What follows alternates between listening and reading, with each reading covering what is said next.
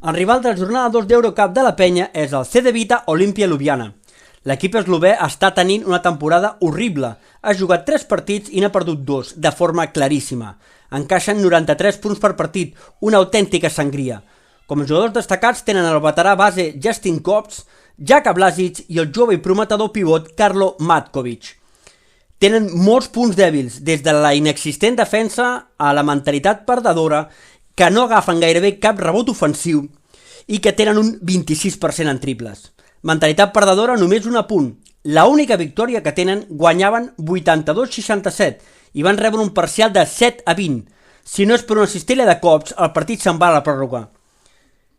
Punts forts, tenen una gran alçada exterior, tenen un bon físic, són bons en les ajudes defensives i en el cos, col·loquen 6 taps, especialment Matkovic 3,2, i que tenen certa bateria i experiència perquè si et despistes et giren el partit. Jugadors com Kops o Blažić han jugat molts partits d'Eurocup i saben com girar un partit.